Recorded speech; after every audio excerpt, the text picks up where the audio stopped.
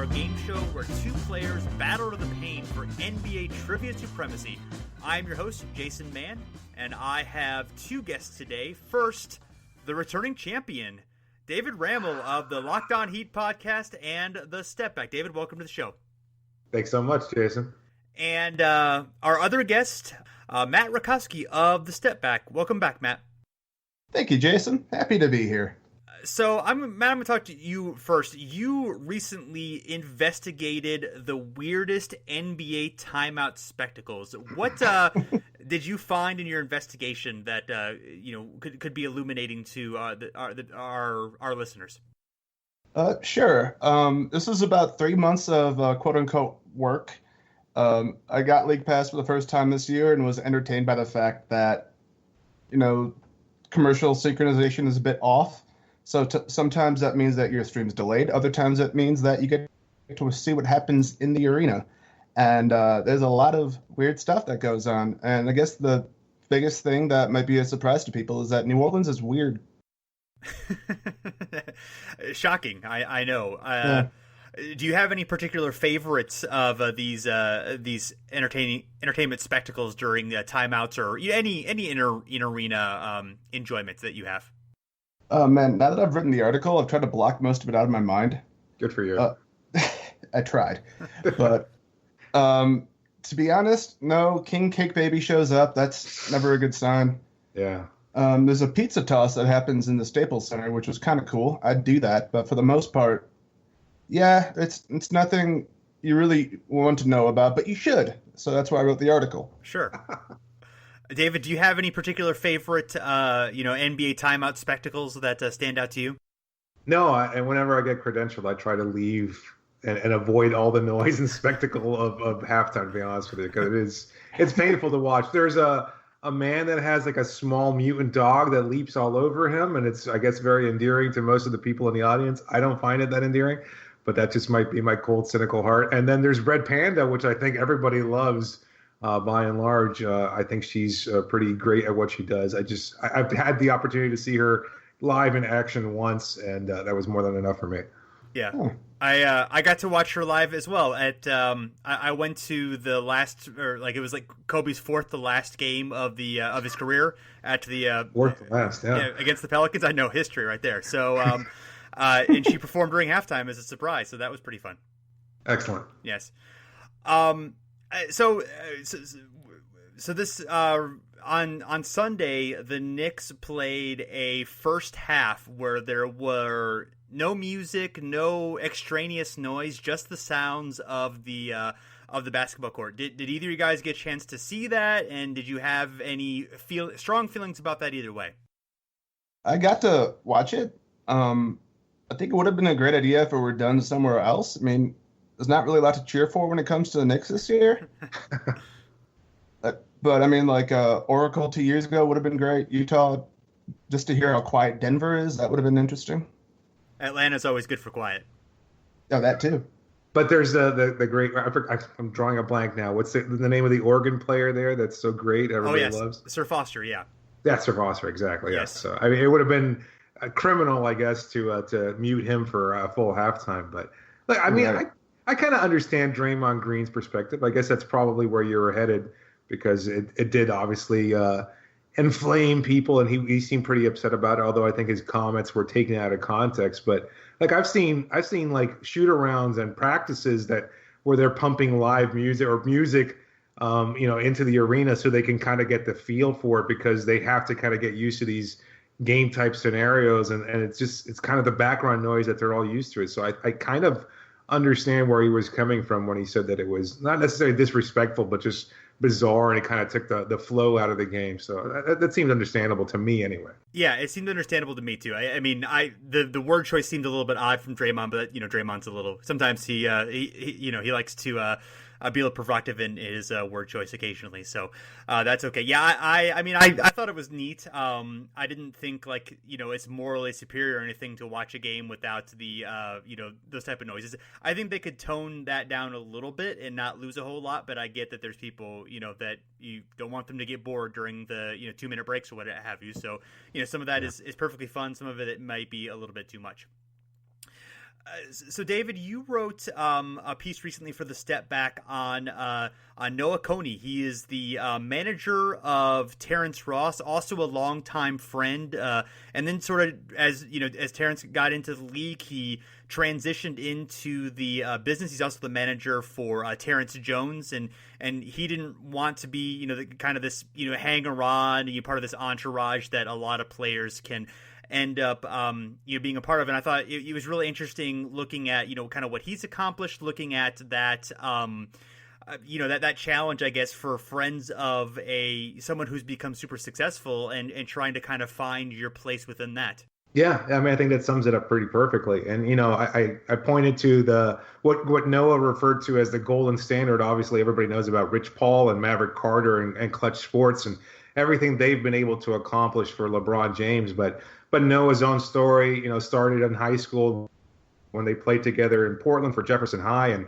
and that transition that you spoke of, it was a difficult one. And you would think that, I can't imagine what that scenario must be like if one of my high school friends all of a sudden found fortune and became a successful basketball player. I'd probably be of the type to just kind of hang on, to be honest with you, and ask for money every once in a while to go travel to X place and do whatever I wanted to. But Noah, to his credit, he spoke to, when I talked to him, he spoke about his competitive fire. He was a collegiate basketball player himself, and he didn't necessarily just want to kind of fade into the background and just kind of live off of Terrence Ross, or the two Terrences as he calls them. He didn't want to live off of their fortunes, so he wanted to do something for himself, and he's done something pretty successful. So I was happy to tell that story, one that I think gets overlooked a lot in the NBA.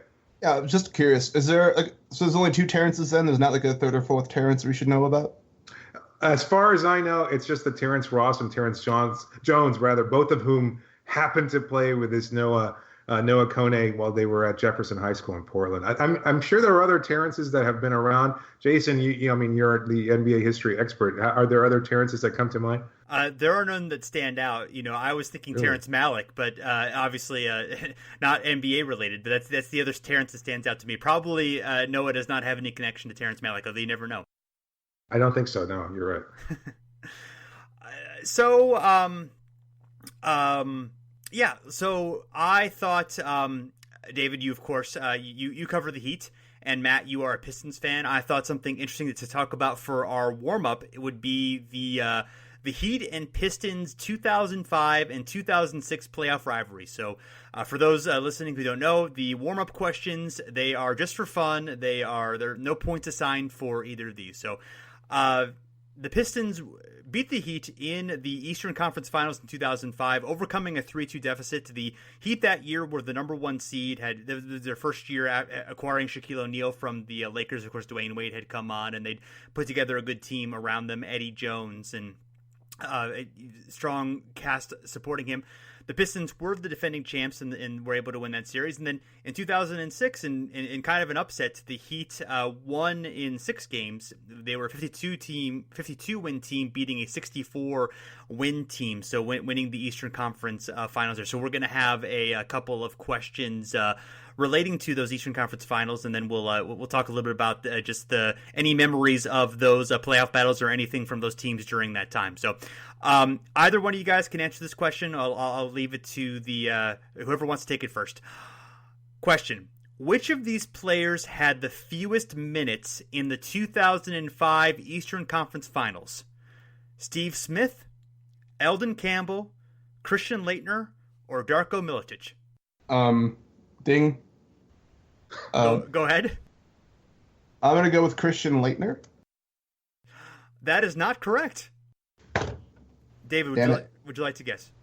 I would say Steve Smith. Actually, it was Darko Milicic. He only had 3 minutes during that series. Christian Laettner had 47, Eldon Campbell 44, and Steve Smith had 7. So, damn, it was close.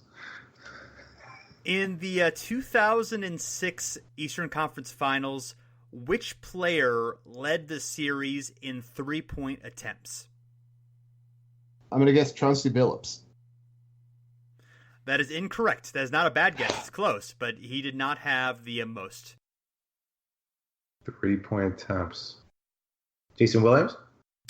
That is not correct. This player, he shoots threes because they don't have a 4. Ah, Antoine Walker, of course. He had 32 three-pointers, and Billups and Rasheed Wallace each had 27. I believe Billups had the most three-pointers in the 2005 series, so you definitely were on the right track. That's what I was thinking of, I'm sure. Yeah. All right. So in both of these series, which is 13 games in all, how many times did both teams score more than 90 points in one game? Checking on that. I believe Siri was trying to answer that question for me somehow. So I'm going to say 1. Incorrect. 2 times. It happened in both of them were in 2005. In Game 3, Miami won 113-104. Barn burner there, and then Game 4 also both teams exceeded 90 points. So other than that, only it did not happen in any of those 13 times. Which mid-2000s Eastern Conference basketball, it's a lot of fun. Well, I enjoyed it personally. Well, I did too, but there is sometimes they could be a little bit of a slog. Agreed. Yeah, we don't like to disparage past eras here. Jokes aside, on occasion. If Rich were here, he would be tearing it apart. But thankfully, he's not here. So a couple things that stand out to me here is this was obviously a pretty intense rivalry. These were the two best teams in the Eastern Conference during this time. This is before LeBron really emerges with the Cavs as an elite team. Before the Celtics, obviously put things together in 2008. Really, what strikes me is how quickly the Heat fell apart after that 2006 title. They were a very middling team in that 2000 season, and then things got bad in 2008. Wade was hurt, I believe, most of that season. Shaq was traded, and then they, kind of went into almost tank mode until they kind of wait and see mode with Wade until, of course, they brought LeBron and Bosh in a few years later. But I mean that team really, those two Heat teams are fairly different. They made a significant trade in between that season, but they really it's unusual for a team to win a championship and then have that relatively little lack of staying power. Yeah, I mean, I guess it was Shaquille O'Neal towards the end of his career, and they were already kind of on borrowed time. I think they had acquired all these veterans towards the end of their career to try and piece around O'Neal and Wade, who was entering the prime of his career, and things kind of just fell apart rather quickly after that. Alonzo Mourning got hurt the following season. Antoine Walker wasn't quite the same player. He wasn't ever really that effective again. Gary Payton retired after he won the championship. So it just and O'Neal's weight, I think, started to catch up to him as well. So that third year of the O'Neal experiment was a pretty ugly one. I know they got beaten pretty badly to start the season, and then they wound up getting, I think, swept or beaten by the Chicago Bulls in the first round of the playoffs. So it was an ugly end to something that looked so promising at the first. And also, the thing about the Pistons is, I talked about this on a previous show. We're talking about the Rasheed Wallace trade and the Pistons teams during that time. But, they really, that was a pretty long-lasting success that they had. I mean, they obviously won the 2004 championship, made the finals in 2005, close loss to the Spurs, and then even into 06 and 07, they made the Eastern Conference Finals through 08, and in 06 and 07, they were the favorites both times, and lost to the Heat team in 06, and then to an incredible LeBron James performance in 2007 when like we said, he was really emerging as one of, if not the best player in the game at that point. So just a little bit changes, and they're really remembered kind of on a different level than they already were, which was a very good success and one of the most the fondest remembered Detroit teams of all time. Yeah, it's weird thinking about them that way, because like looking back on their championship, they almost seem that they're like an outlier, like the one example of something different, like a team that didn't have like that one specific superstar. And had they won, had they beaten the Spurs, or had they beaten the Heat 2 years after that, had they won 2 out of 3 or something like that, their memory would have been completely different, and probably the national from the national perspective.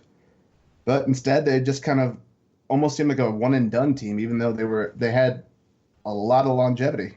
Yeah, and that's it's pretty. I mean, the fact that they made, I think, 6 straight Eastern Conference Finals, that's pretty rare in NBA history. Obviously, in modern conference history, since the NBA, got a large number of teams anyway. Obviously, the Celtics of the '60s did that, but other than that, yeah, I mean, it's pretty rare for a team to make that many, and obviously, they ran into just some weird situations in those playoff series. I mean, obviously, I think that Heat team kind of underachieved that year. They had that rough start and fired Stan Van Gundy and brought back Pat Riley, so that team was probably better than the talent that it had, and LeBron was coming together in 2007. So it's really interesting to see.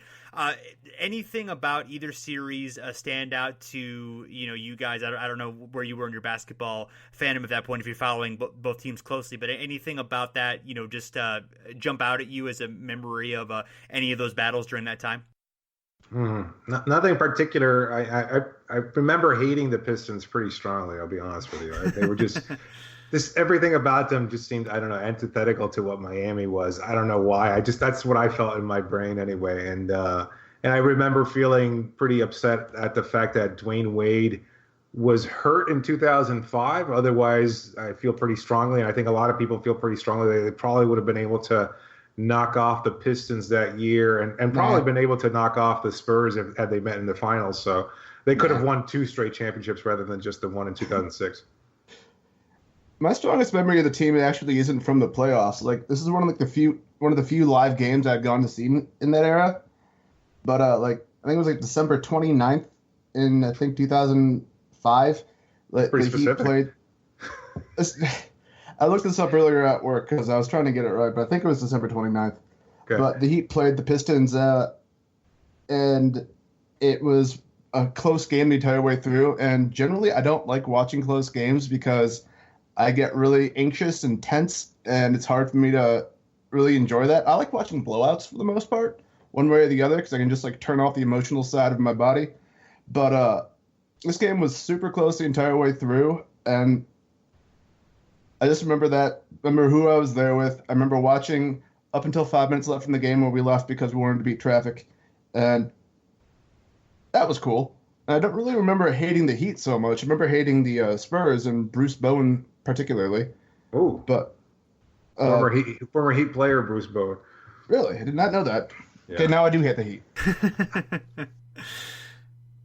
Well, that's okay. Little sports hate. Sports hate probably can go wrong, but it's not going to go wrong in this case for sure. Yeah, the Pistons eventually, I liked them at first, but eventually I grew a little bit tired of them.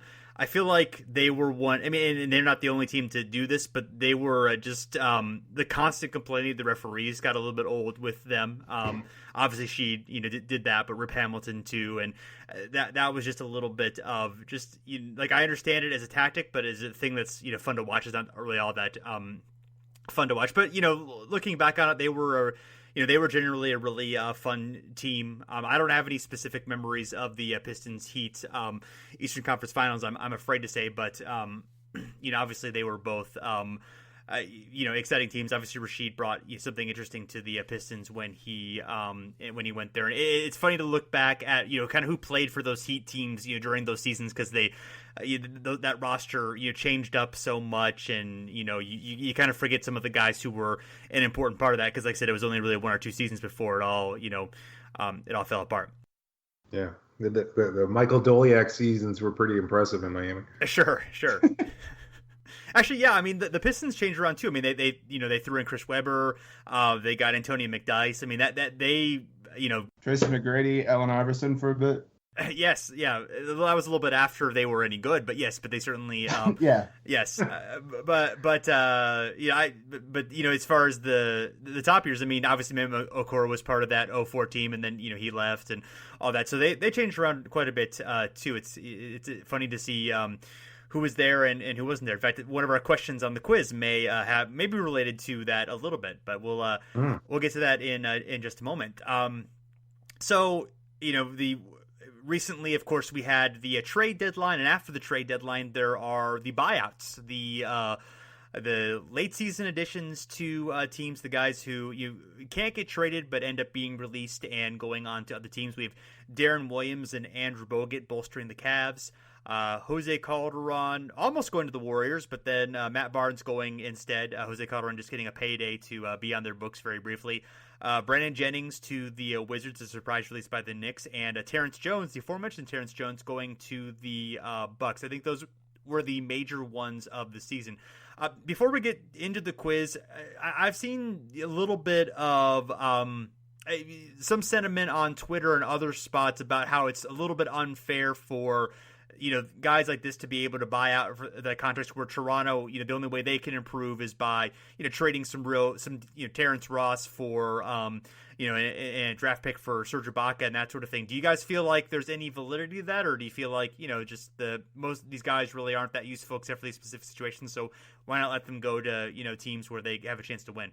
I mean, I don't even know if it's just limited to winning. I mean, look at Terrence Jones' perspective. He just wanted to be able to play anywhere, I think, and get an opportunity to play a significant amount of time. He was gonna be basically forced to the bench after the acquisition of DeMarcus Cousins in New Orleans, so it was the best move for him. I don't think anybody sees Milwaukee as a legitimate title contender. So for them, from his perspective, he just wants to go somewhere to play and make a little extra money at the end of the season, maybe be able to turn something around and parlay that into a contract next year as well. So I don't know if we should be, if we should have any sour grapes at these guys who want to sign elsewhere, whether they want to do it at a title contender like Golden State or Cleveland or elsewhere. It's up to them. I'm okay with it. I don't really have a problem with it one way or the other.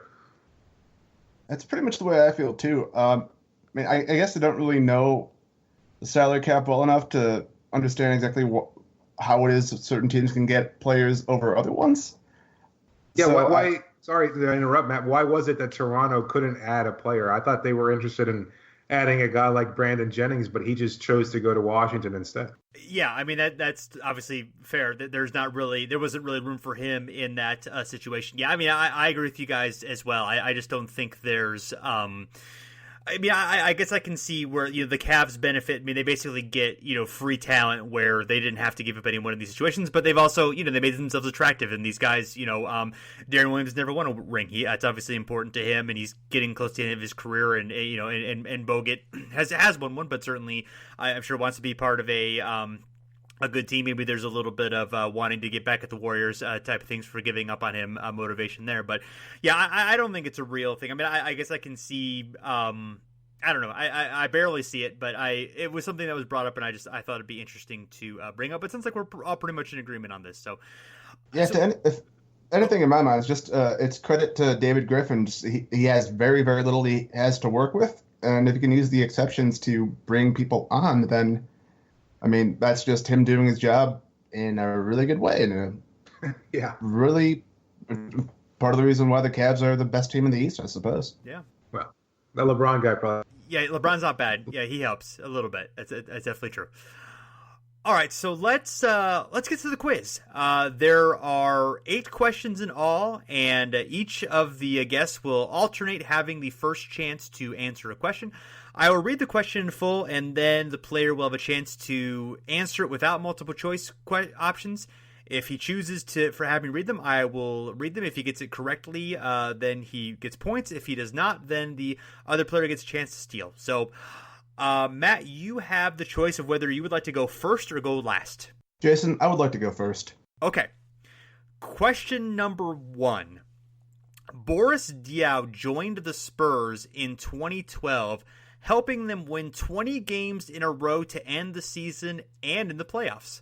Meanwhile, how many of the 25 games remaining in the season did the Charlotte Bobcats win? I'm going to want multiple choice, please. Okay. The multiple choice is either 0, 1, 2, or 3. I'm going to go with 1. That is correct. You get 2 points. All right, you've achieved your goal. How about that, David? No, I feel my grip on the championship tenuously slipping away. Sorry. All right, well, we'll see how it goes. There's still 7 questions left. Anybody's game here. So, David, question number 2: Who picked up Andrew Bynum after the trade deadline in 2014 and was the final team he played for in his career? That would be the Philadelphia 76ers. I'm afraid that is incorrect. Oh, no. So Matt, you can either try to steal and get 2 points, or I can read off the answers and you can get it for 1 point. I'm going to try to go for the 2-point one. Is that the Cleveland Cavaliers? That is incorrect as well. The answer is the Indiana Pacers. Oh, really? Yes, I forgot about that. He played 2 games there and apparently upset Roy Hibbert to the point where he can no longer play effective basketball. So Poor Roy. yeah, unfortunately for Roy. So, all right, well, Matt still got that 2-0 lead. He has the third question. This 2006 acquisition for the Phoenix Suns hit a key three-pointer that helped them overcome a 3-1 series lead against the Lakers. Who is he? I'm going to need multiple choice again. All right, we have Jim Jackson, James Jones, Jalen Rose, and Tim Thomas. I'm going to go with Tim Thomas. That is correct. Yay. 2 more points. Wow. All right, I'm feeling it today. David. Question number 4. Before Peja Stojakovic signed with the Mavs for their championship run in 2011, the New Orleans Hornets traded him early that season to what team where he played 2 games? I'm going to need multiple choice on this one as well. I can't remember that at all. All right. The answer is either the Sacramento Kings, the Indiana Pacers, the Toronto Raptors, or the Milwaukee Bucks. I'll go with the Pacers. And it is actually. Oh no, I'm sorry. Matt, You're trying to take points from me here. Matt, you have the chance to answer the question. You would get 1 point if you can get the correct answer. I'm going to guess the Raptors. That is correct. Yay. You now have 5, and David has not scored yet, but we still have there's still a chance. Question number 5. This goes to Matt. This longtime Piston was part of the 2004 trade that acquired Rasheed Wallace, but he was released and returned to the team soon afterward. I'm going to go with Lindsey Hunter. That is correct. Yay, again. All right, Is this insurmountable yet? You get 3 points. It is not yet. It is not yet insurmountable, but it is close. Wow. All right. Bring it back, David. I believe in you. No, I'm done. I'm just giving up at this point.